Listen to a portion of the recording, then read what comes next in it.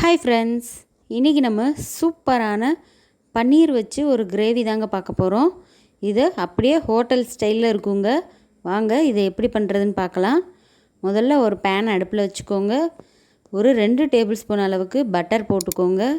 பட்டரில் நம்ம கட் பண்ணி வச்சுருக்க பன்னீர் க்யூப்ஸை ஒன்று ஒன்றா உள்ளே சேர்த்துக்கலாம்.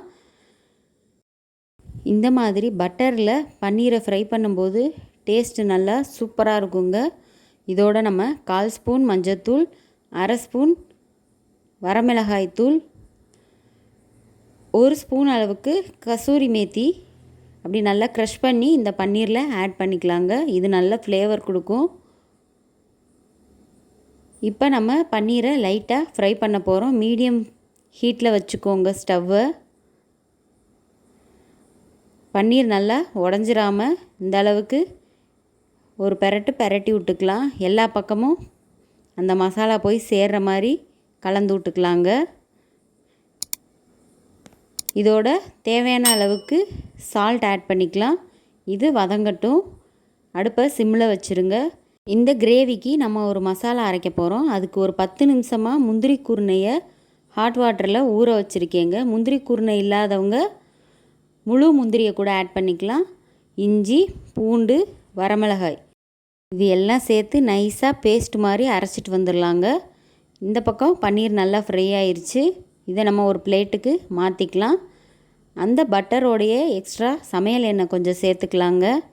எண்ணெய் நல்லா சூடானதும் 1/2 ஸ்பூன் சீரகம், ஒரே ஒரு பிரியாணி இலை, இவ்வளோதாங்க இதோட ஸ்பைசஸ். நல்லா மைல்டான டேஸ்ட்டில் இந்த கிரேவி சூப்பராக இருக்குங்க. இந்த கிரேவியில் நம்ம வெங்காயம், தக்காளி எதுவுமே சேர்க்க போகிறது இல்லைங்க. அரைச்சி வச்சுருக்கிற பேஸ்ட்டை இதில் சேர்த்துக்கலாங்க. மசாலா பேஸ்ட்டு நல்லா க்ரீமியாக இருக்கும். இந்த கிரேவி பார்க்கவே சூப்பராக இருக்குங்க. குழந்தைங்களுக்கெலாம் ரொம்பவே பிடிக்கும்.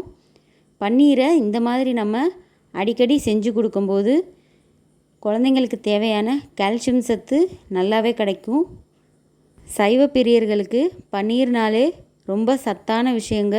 அதனால் நம்ம வாரம் ஒரு தடவையாவது இந்த மாதிரி நம்ம செஞ்சு கொடுக்கலாம் குழந்தைங்களுக்கு. இப்போ இந்த மசாலாவுக்கு தேவையான அளவு காஷ்மீரி மிளகாய்த்தூள் 1/2 ஸ்பூன் போட்டிருக்கேன். 1/4 ஸ்பூன் மஞ்சத்தூள் சேர்த்துக்கலாங்க. வாசனைக்காக 1/4 ஸ்பூன் கரம் மசாலா தூள். இது எல்லாம் சேர்ந்து நல்லா கொதித்து வரட்டும்.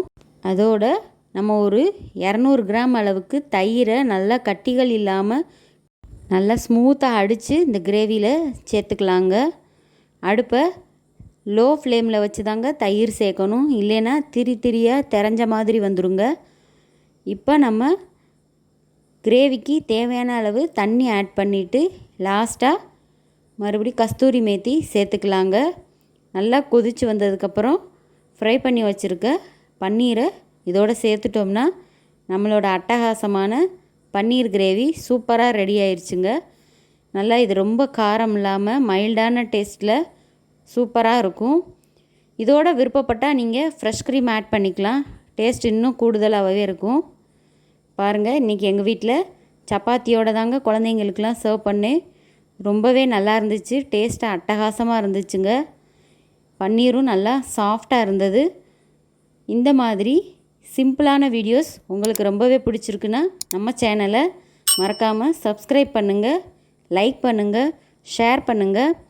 உங்களோட கருத்துக்களை தவறாமல் கமெண்ட் பண்ணுங்கள். அப்போதாங்க அடுத்தடுத்து நம்ம இந்த மாதிரி வீடியோஸ் போட மோட்டிவேஷனாக இருக்கும். தொடர்ந்து நம்ம சேனலை சப்போர்ட் பண்ணுங்கள். தேங்க்யூ.